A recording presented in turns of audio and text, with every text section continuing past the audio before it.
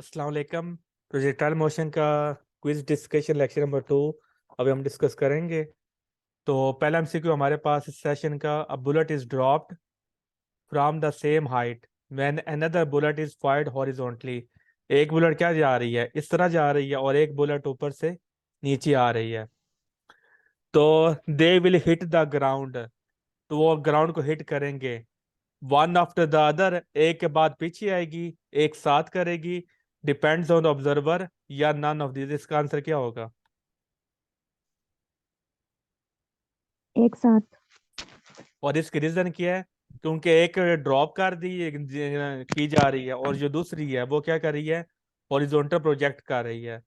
तो दोनों का जो टाइम ऑफ फ्लाइट वो क्या आई होगा, थिंक सेम होगा।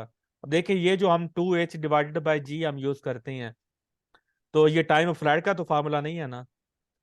तो यहाँ पर केस में हम कौन सा यूज कर रहे हैं, इक्वेशन ऑफ मोशन यूज किए, यानी कि हाफ जी टी स्क्वेयर हमने यूज किया, एच इज इक्वल टू, वहां से हमने क्या निकाला, ये फार्मूला हमने निकाला है।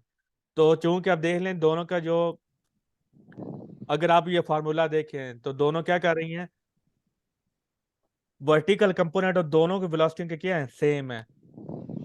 इसका जो वर्टिकल कंपोनेंट है वो भी ग्रेविटी की वजह से है, और इसका जो वर्टिकल कंपोनेंट है वो भी क्या है, ग्रेविटी की वजह से है।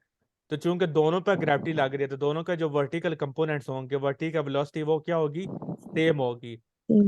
तो ये बात आप हमेशा याद रख लें कि जब आप वो मतलब बॉडी फ्लाइट करती है, बॉडी हवा में मूव करती है, वो कभी भी वेलोसिटी के हॉरिजॉन्टल कंपोनेंट पे डिपेंड नहीं करती। वो हमेशा वेलोसिटी के हॉरिजॉन्टल कंपोनेंट से इंडिपेंडेंट होती है। यहाँ पर आप उसको हॉरिजॉन्टल वेलोसिटी दे रहे हैं, आपने उसको थोड़ा सा इनिशियल पुश दिया है, लेकिन फिर भी वो क्या करेगी, सेम टाइम पे ही नीचे आएगी। क्यों? क्योंकि जो बॉडी फ्लाइट में वो हॉरिजॉन्टल वेलोसिटी पे डिपेंड नहीं कर रही। तो अगर आप हॉरिजॉन्टल वेलोसिटी दे भी दें, वो उसको उस पर फर्क नहीं पड़ेगा। क्लियर है ये MCQ?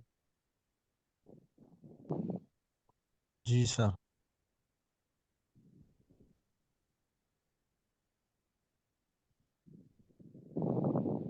N aeroplane is flying at a constant horizontal velocity of 600 kilometer per hour at an elevation of 6 kilometer towards the point directly above the target on the Earth's surface.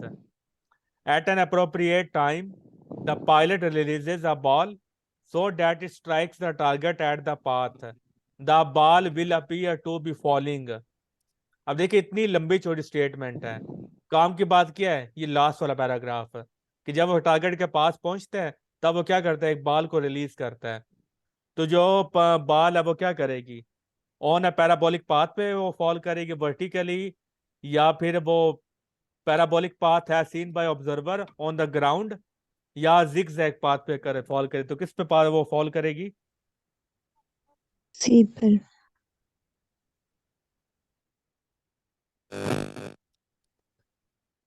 इसका कौन सा answer होगा? ये parabolic path as seen by observer. Parabolic path as seen by observer on the plane या ground? Ground. तो मैंने आपको बताया ना, जब आप खुद देख रहे होते हैं, क्योंकि पायलट बॉल फेंक रहा है ना, तो पायलट को बॉल, उसका पाथ क्या नजर आएगा, स्ट्रेट पाथ नजर आएगा, स्ट्रेट वर्टिकली लेकिन डाउनवर्ड नजर आएगा। क्योंकि बॉल भी साथ साथ मूव कर रही है और पायलट भी साथ साथ मूव कर रहा है। तो पायलट को उसका पाथ वर्टिकली डाउनवर्ड नजर आएगा, लेकिन जमीन पे जो खड़ा शख्स है उसको क्या नजर आएगा, पैराबोलिक पाथ नजर आएगा। क्लियर है ये? हाँ जी, क्लियर है ये पॉइंट? Yes sir.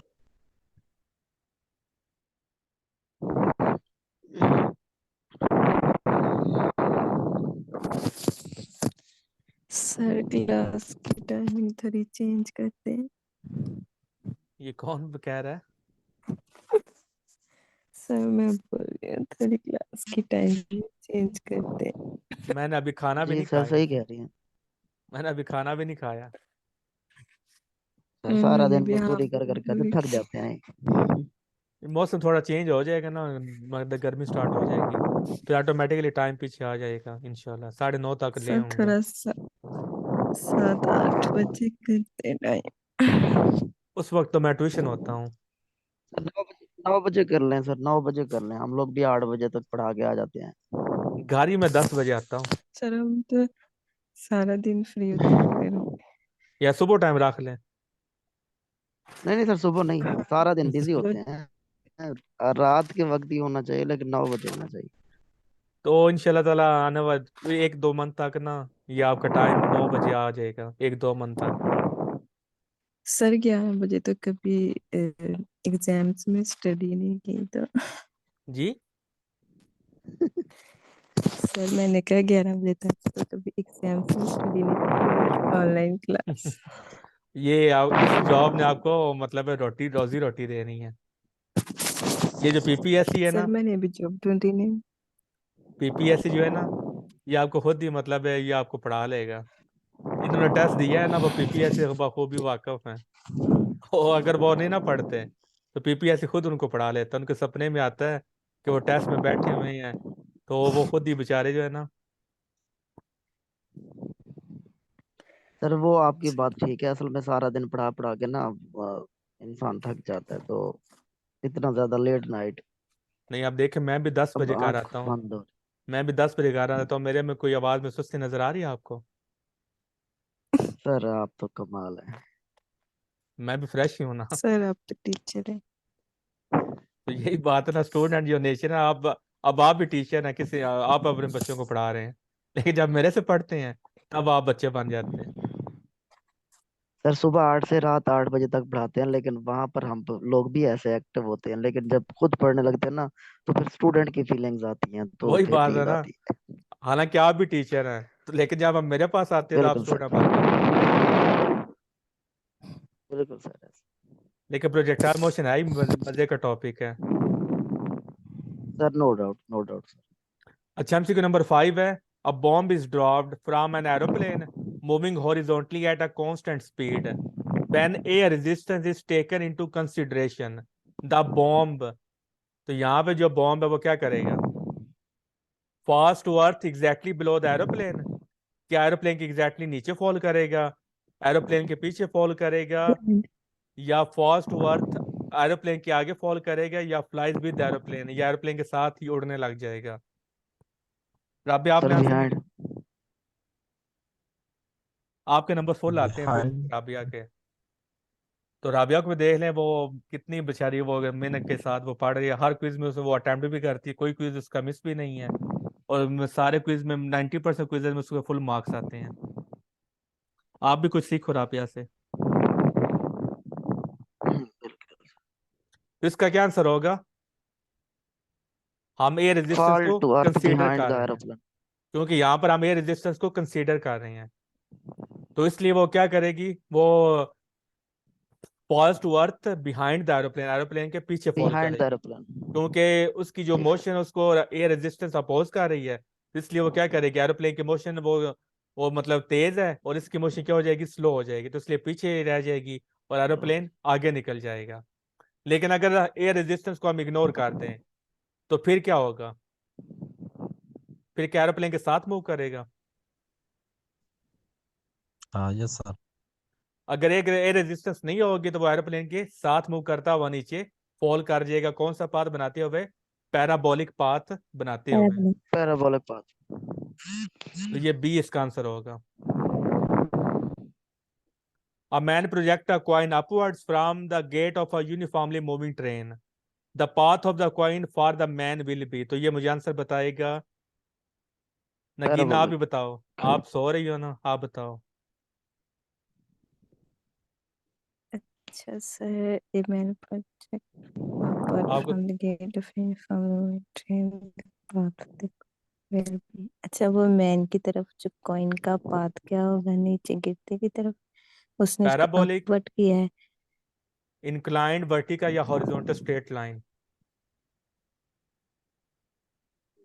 हम्म, ऊपर की तरफ उसने मारा है अपवर्ड, हॉरिजॉन्टल तो straight line?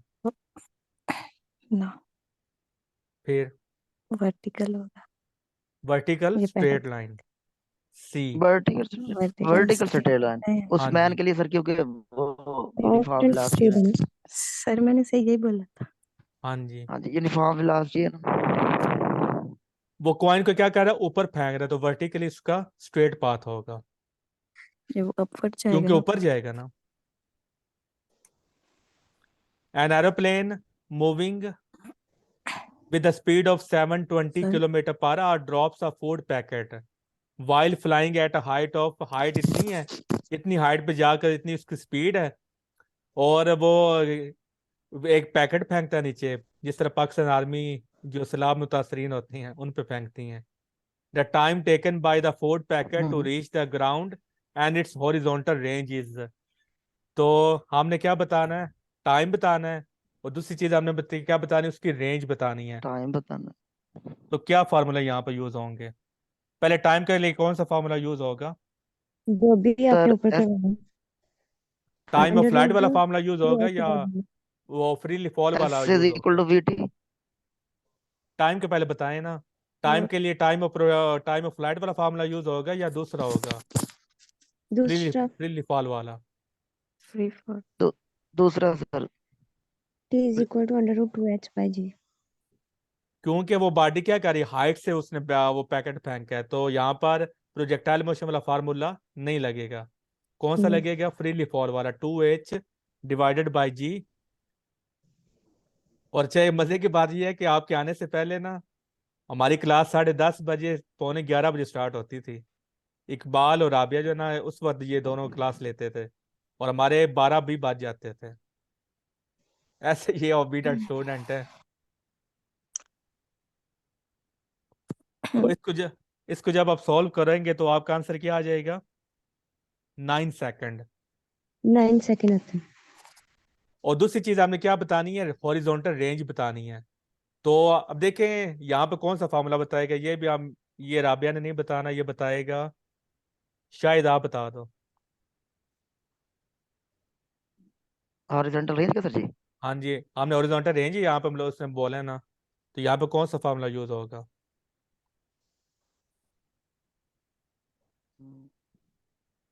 Very range conceptual के है। लिए sir ji. Sir S is equal to V cross T. तो दूसरा फार्मूला क्यों नहीं लगेगा, तो V I square divided by G, वो क्यों नहीं सर लगेगा। वो तो अगर उसके लिए तो फिर सर रेंज का मैक्सिमम होना जरूरी है, तो या फिर साइन टू उसका थीटा एंगल दिया। V I square divided by g sine 2 theta, ये लगा दे, मैक्सिमम ना यूज करें। सर फिर उसके लिए एंगल। एंगल 90 कर लें, मतलब 45 कर लें। क्यों सर, उसने बताया तो नहीं है। तो अगर ना बताए तो अंडरस्टूड है कि वो एंगल मैक्सिमम होगा, यानी कि 90 होगा टोटल। ये रीजन तो नहीं ना आप बता रहे, अच्छा सर। इसकी रीजन कौन बताएगा राबिया के अलावा। हम्म,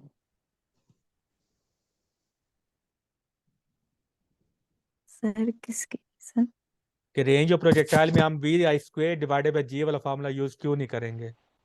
शायद ने बताया है बी टी वाला फार्मूला यूज करेंगे, तो ये फार्मूला आपने यूज क्यों करना है, रेंज का हमने फार्मूला पढ़ा नहीं है, R is equal to V I square divided by G, वो फार्मूला हम यूज क्यों नहीं करेंगे।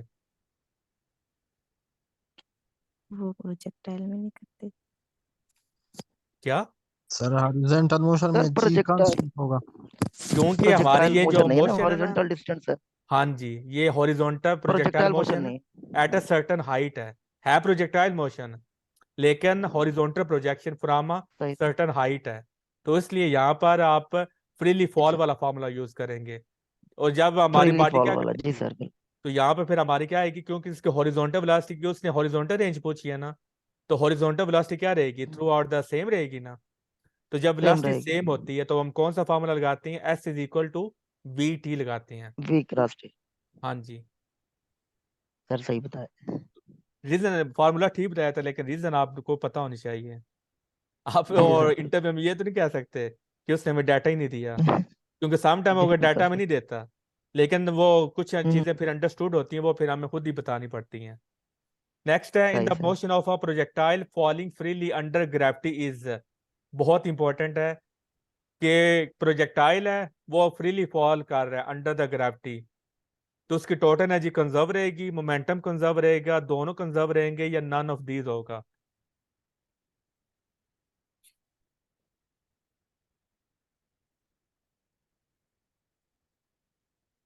सी नंबर है सर।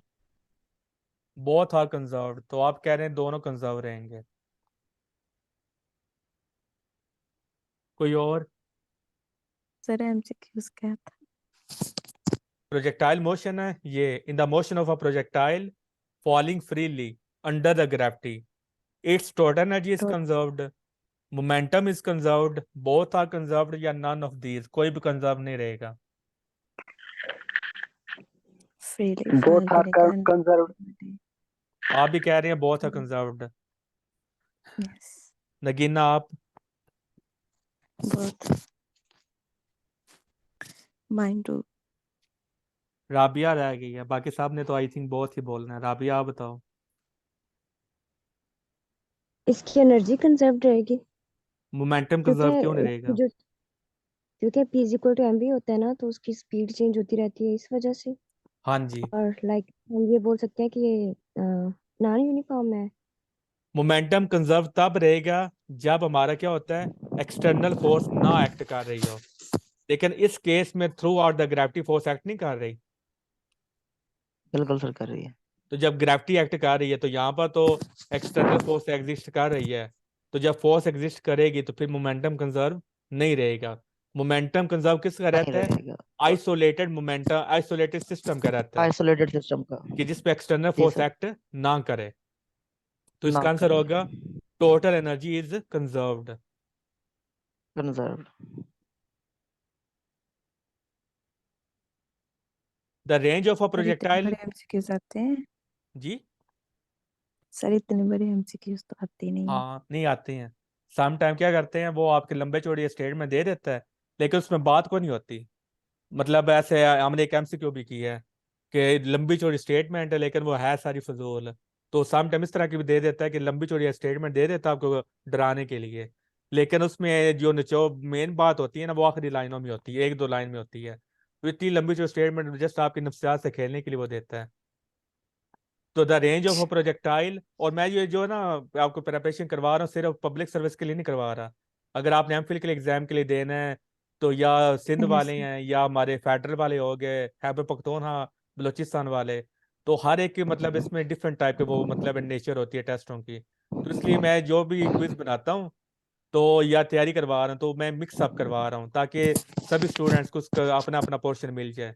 जब आप मुश्किल लेवल स्टार्ट करते हैं ना, फिर आपको इजी लेवल आपके लिए फिर अब वो मतलब बाईं हाथ का खेल हो जाता है। यस सर, जी एमफिल का टेस्ट दिया था, उसमें तो 80+ मार्क्स आए थे। माशाल्लाह, अच्छी बात है। The range of a agree. projectile for a given velocity is maximum when the angle of projection is 45 degree. वैसे आपके जी कंसेप्ट सर। अच्छे हैं, अगर आपको नींद ना आए ना गिनना, क्योंकि अभी तक जो भी आंसर दिए ना आपके ठीक जा रहे हैं। स्वाई है जो अभी लास्ट क्वेश्चन था, इसके अलावा बाकी आपने सही दिए हैं। The range of projectile will be minimum if the angle of projection is 45 पे मैक्सिमम है, तो मिनिमम किस पे होगी? ये मिनिमम एमसीक्यू बहुत सर होगी 90 पे। तो 180 पे क्यों नहीं क्योंकि होगी? Sir sir 92 sir 180 180 sir 182 sir फिर 360 हो जाएगा। तो सर 360 बिल्कुल। कितना होता है? सर जीरो बिल्कुल। सर लेकिन 90 पे भी तो हो सकता है 92 सर 180 साइन 360 180 जीरो होता है? है।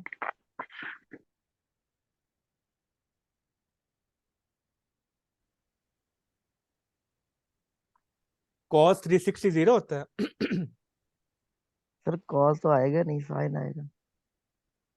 ये अब वो रेंज की बात कर रहे हैं ना, तो रेंज में वो जी जी अच्छा साइन है, ठीक है। साइन तो आता है सर। सही है। तो इसका फिर आंसर क्या होगा हमारा? वो कह रहा था सर रेंज दोनों ऑफ बनते प्रोजेक्टाइल हैं। For a given velocity is maximum when the angle of projection is 45 degree. The range of projectile will be minimum if the angle of projection is. 90 degree. हाँ जी, जब उसका angle 90 degree होगा वो तब क्या हो जाएगी? जीरो हो जाएगी। सर 92 साइन सर 180 होता तो 182 और 360, 360 पे तो जीरो होता है साइन। नहीं नहीं, ये मतलब वो एंगल आपने मतलब जो 45 पुट करते हैं ना, उसका मतलब वो 90 कर रहा है। और 92 का 180 हो गया ना, ठीक है। 182 का 360 हो गया। तो साइन 360 अगर किसी पास कैलकुलेटर है तो उस पर कितना होता है? साइन जीरो होता है 360 सर, जीरो होता है। जीरो ही होता है जी सर। हाँ, तो इसके फिर दोनों ऑप्शन हो, 90 भी हो सकता है, 180 भी हो सकता दोनों है। ऑप्शन सर दोनों बनते हैं। हाँ जी। ये आप फिर भी कंफर्म कर लीजिएगा अगर किसी के पास कैलकुलेटर है तो। क्या? सर वेव साइन कंप्लीट हो 180 जाती है ना, जीरो के साइन बराबर साइन है। साइन वेव कंप्लीट हो जाती है 360 पे, जीरो ही आता है।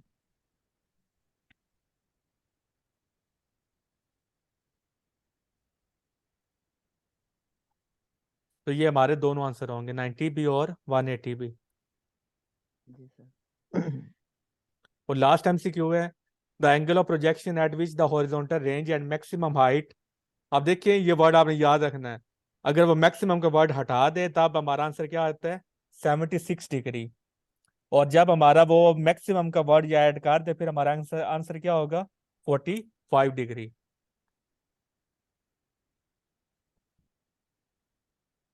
यानी कि tan इन इनवर्स की क्या हो गया? 4। tan इनवर्स 4 किसके इक्वल होता है? 76 R is equal to H। इस केस के लिए क्योंकि हमारे पास क्या होता है? R is equal to R maximum is equal to 4h tan theta. R max is equal to 4H tan theta.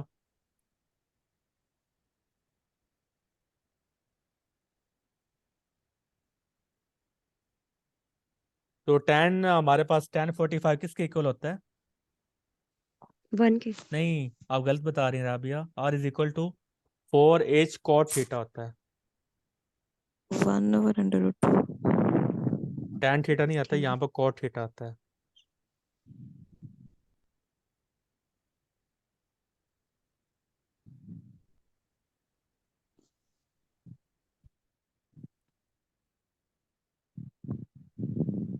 अब देखिए ये थोड़ा टेक्निकल एमसीक्यू है।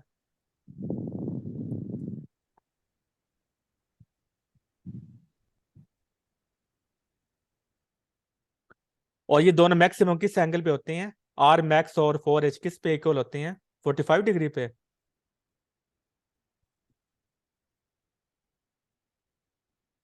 या नहीं? 76 का था। नहीं, वो तो हॉरिजॉन्टल रेंज और हाइट प्रोजेक्टाइल मैक्सिमम हाइट की बात कर रहे हैं ना। ये मैक्सिमम रेंज और मैक्सिमम हाइट 45 पर है। रेंज मैक्सिमम नहीं है, रेंज बस है और हाइट मैक्सिमम है। सर फिर से रिपीट करवाएं क्वेश्चन। हमारे जो से यही दो चीजें हैं, एक है horizontal range and maximum height, वो किस पे इक्वल होती है? 45 पे। और दूसरा क्वेश्चन होता है range of a projectile and height of a projectile, वहां पर मैक्सिमम का वो वर्ड हटा देता है, तो वो फिर 76 डिग्री पे होता है। लेकिन जो हमारी रेंज है और एच एच मैक्स हमारा, ये हमारे किस पे इक्वल होते हैं? 45 डिग्री पे। और कॉट 45 डिग्री किसके इक्वल होता है?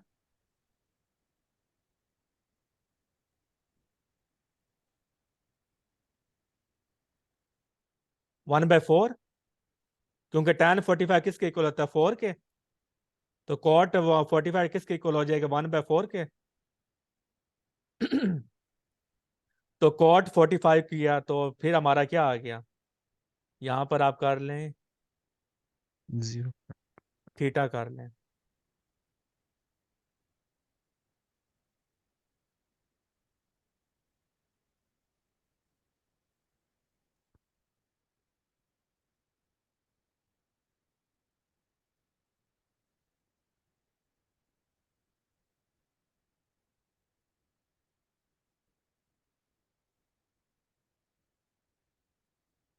कॉट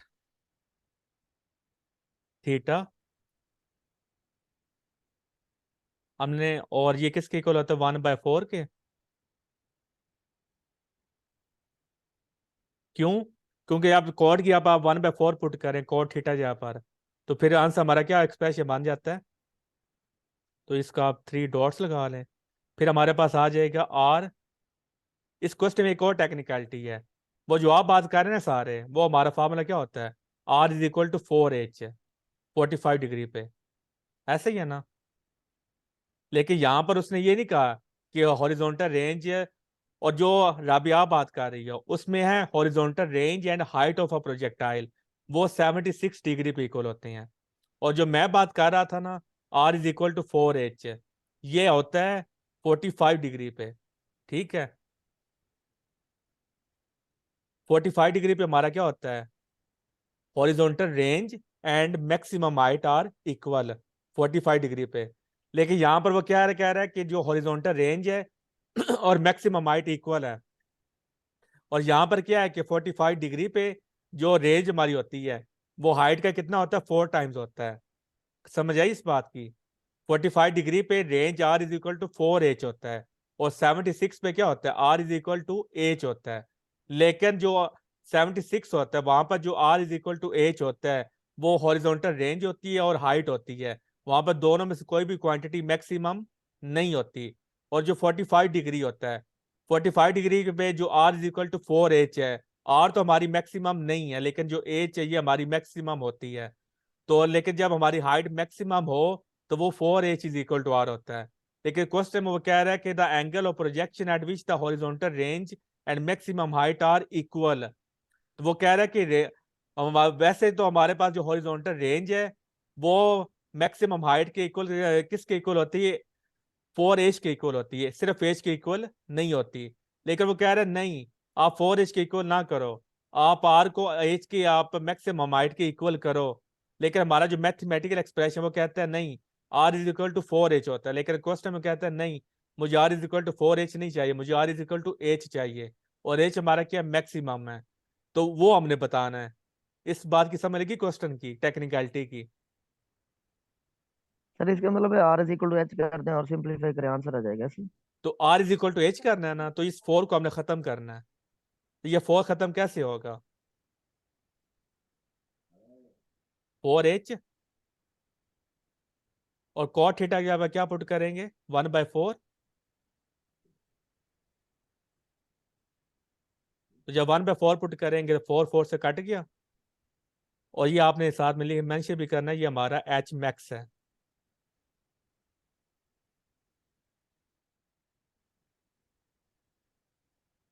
तो यहाँ पर हमारा फिर आर किसके इक्वल आ गया, R is equal to H max. Sir sir अगर अगर R is equal to H करके इनकी वैल्यूज पुट करके एंगल निकालना है, तो आ नहीं जाएगा आंसर? तो वो आर इज इतना इक्वल टू ज्यादा 4h कॉम्प्लेक्स आएगा, करने की। R is equal to H नहीं आएगा, R is equal to 4h आएगा। नहीं, अगर हम इनका वैसे ही कर लें जैसा पहले करते हैं कि हाँ जी। जो 45 हॉरिजॉन्टल डिग्री रेंज पे है ना, वो भी लिख लें। 45 डिग्री पे are is equal to 4h आएगा, R is equal to H नहीं आएगा। अगर आप जिस तरह आप कह रहे हैं ना फार्मूले यूज करके, तो वहां पर 45 डिग्री पे are is equal to 4h आता है, क्योंकि tan 45 पे नहीं दोनों नहीं, इक्वल होते हैं। मेरी बात सुने ना आप। हॉरिजॉन्टल रेंज इक्वल कर दें हम मैक्सिमम हाइट के, तो उसके दोनों हाइट। फार्मूले लगा के वहां पर जब वैल्यू निकालते हैं तो वो हमारे पास आती है tan theta is equal to 4 आता है, और थीटा का जब इनवर्स लेते हैं वो 4 के साइड पे चला जाता है। पर उसमें हम थीटा की वैल्यूज को पुट ही नहीं मैं करते। बता देता हूँ, हॉरिजॉन्टल रेंज का ये फार्मूला है v i square g sine 2 theta है ना, तो उसको हम क्या लिख सकते हैं, 2 sine sine two theta sin cos theta theta. cos theta. जी बिल्कुल। जी सर। और मैक्सिमम जो हाइट होती है आपके पास, या रेंज बोल रहे हैं आप? नहीं, हाइट हॉरिजॉन्टल रेंज हमारी सिंपल है, हाइट मैक्सिमम है, तो तो हाइट मैक्सिमम क्या होती है, जी। वही v का square sin square theta by 2 ji. Sine square theta by 2 ji. 2g। Sine square theta तो नहीं आएगा ना मैक्सिमम में? नहीं, अभी हम बात नहीं ना कर रहे हैं वो, अभी हम ये बात कर रहे हैं कि दोनों इक्वल कब होती हैं, sine square theta divided by 2 जी। जी। अब जो v स्क्वायर है 2g वो भी आता है, खत्म हो जाएगा। हाँ ठीक है। तो अब ये बी आई स्क्वेयर खत्म जी हो भी गया, हाँ जी भी खत्म हो जाता है। साइन थीटा भी एक मर गया, ए खत्म होता है और एक साइड पे रह जाता है आपके पास यू कॉस थीटा जी भी इज मर गया, इक्वल टू आपके पास आ जाता है, हाँ जी, साइन थीटा रह गया। पीछे क्या रह गया, ये कोस थीटा है और और ये साइन थीटा, हाँ इसको जो उठा फोर, के इधर ले आए और टू को हाँ जी लेकर उधर ले जाएं, तो टू हाँ जी, टूज आर 4 आ गया। फोर। 4 और लेकिन हमारा सर जो, उसके उसने हाइट के लिए मैक्सिमम वर्ड यूज किया है, तो तो मैक्सिमम का साइन थीटा फार्मूला क्यों ये रखते होता है। तो यहाँ पे tan थीटा आ गया ना। हाँ जी, तो ये 45 आंसर नहीं आता। tan इनवर्स 4 किसके इक्वल होता है 45 डिग्री के, कौन कहता है 45 के होते हैं? जरा चेक कर लें। मैं करके बता रही हूँ, 76 75.96 अच्छा आता है इसका 7, इसका। अच्छा ठीक है, इसका भी 76 आता है।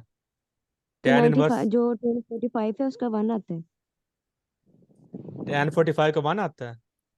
हाँ जी, उसका 1 आता है। अच्छा जो हम फिर बात कर रहे थे ना, horizontal range and height of a projectile, ये मैक्सिमम हाइट नहीं है, ये जस्ट हाइट है, तो ये 76 हाइट है। हाइट डिग्री होगी। पे इक्वल होती है। ये तो बात आपको फिर क्लियर हो गई कि हॉरिजॉन, आप देख लें, ये सिर्फ हॉरिजॉन्टल रेंज है और ये हाइट और है, सर हाइट, ये दोनों में सर कोई चीज मैक्सिमम हाइट मैक्सिमम, नहीं है। दोनों में कोई भी चीज नहीं है, मैक्सिमम नहीं है, फिर ठीक है सर। ये 76 पे इक्वल होते हैं। और ऑप्शन जो टेन लेकिन इनवर्स 4 वाला ठीक है। सर tan इनवर्स 4 4 जी आएगा। सर, और जो जी जी दूसरी सर, ठीक बात ठीक है ठीक। r is equal to 4h, क्या बात है। वो सर आर इज होती इक्वल है, टू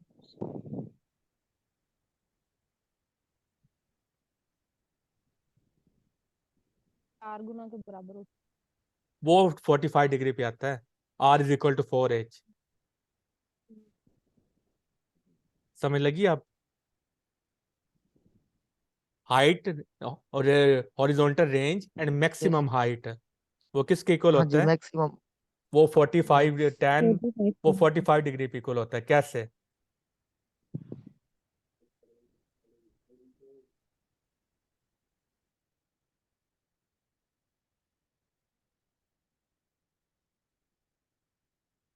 वो आई थिंक वो मैथमेटिक एक्सप्रेशन है वो, पर स्टार्ट कहाँ से होता है, लेकिन वो 45 डिग्री पे होता है। r is equal to 4h जो है ना, वो 45 डिग्री होता है, तो r 4h मैक्स के इक्वल होता है 45 डिग्री पे। लेकिन क्वेश्चन देखें, क्वेश्चन में क्या कह रहा है, r is equal to h कह रहा है, 4h नहीं कह रहा है, ऐसा ही है। जी।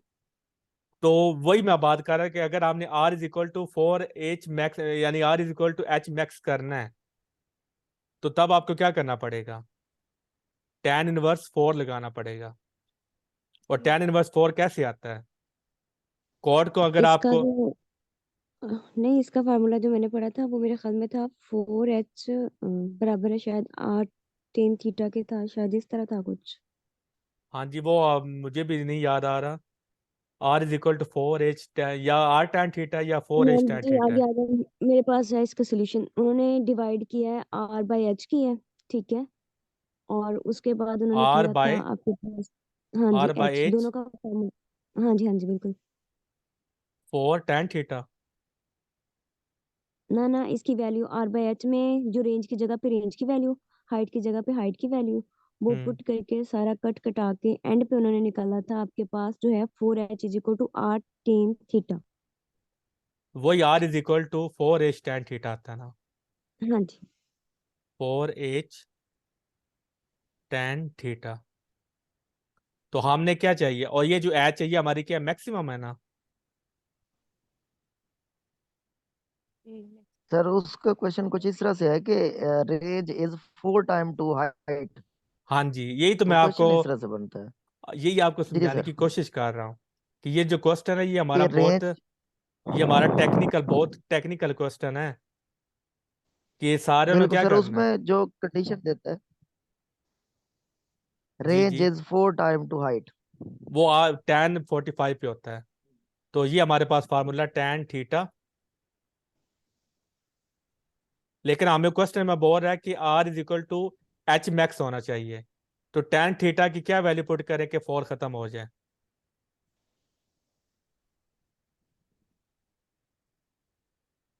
बताएं। 10 की वैल्यू कौन सी होनी चाहिए कि आपके पास 4 खत्म हो जाए? हाँ जी, यानी कि 1/4 आए। 1/4 तो मेरे ख्याल में इसका आएगा 76। नहीं, 76 8 तो नहीं आता। 10 76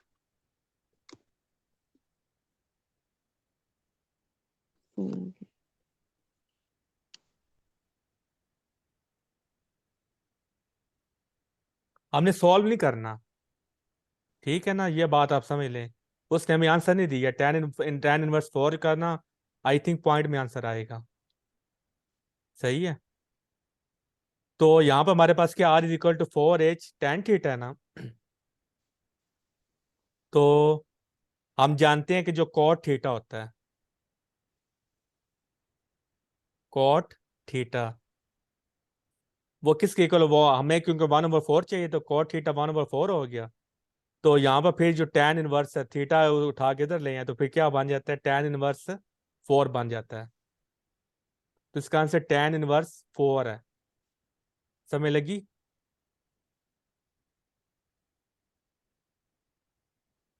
tan इनवर्स 4 को सॉल्व नहीं करना, क्योंकि अगर आप इसको सॉल्व करेंगे ना आंसर इसका पॉइंट्स में आएगा। हमने वो वैल्यू नहीं निकालनी, जस्ट हमने फार्मूला हमने पुट कर दिया कि tan इनवर्स 4 पे हमारा क्या होता है, range of projectile and maximum height equal हो जाती हैं। और अगर आप इसको सॉल्व करें तो इसका आंसर पॉइंट्स में आएगा। अगर किसी के पास कैलकुलेटर है ना तो उसको सॉल्व करें, क्या आंसर आता है। मेरे पास है, आप वैल्यू बता दें किसकी करनी है। tan inverse 4।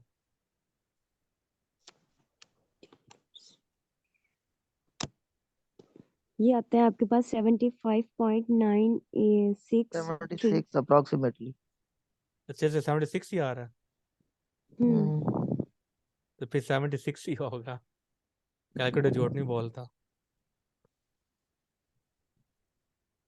सर मेरे ख्याल में आप कोई और चीज समझाना चाह रहे हैं। अच्छा, ये तो आपको पता चल गया ना, थीटा हमने निकालना है। तो कॉट इनवर्स है, तो अगर tan इनवर्स करेंगे उल्ट हो जाएगा। tan इनवर्स क्या बन जाएगा, 1/4 है ना कॉट की जगह पर। जब tan इनवर्स करें तो क्या बन जाएगा, सिंपल 4। हाँ जी। तो ये जैसा हमने, क्योंकि उसने वैल्यू हमसे नहीं पूछी, उसने ट्रिग्नोमेट्रिक रेशियो में ही उसने पूछा है। तो tan इनवर्स 4 हमारा क्या आंसर आ जाएगा, ये। ठीक हो गया। अब ये ये हम मजीद 76 कंफर्म निकली है कर इसमें। लेंगे कि ये हमारे पास मैक्सिमम हाइट है या फिर दूसरी है, क्योंकि शायद मेरे माइंड से निकल गया हो। 76 पे ये शायद मैक्सिमम मैक्सिमम ही हाइट हो। आएगा। सर चलिए इसको मैक्सिमम हाइट नहीं होगा, सिंपल। चलिए इसको मजीद फिर कंफर्म कर लेंगे, क्योंकि अभी काफ़ी चीज़ें हमने करनी है।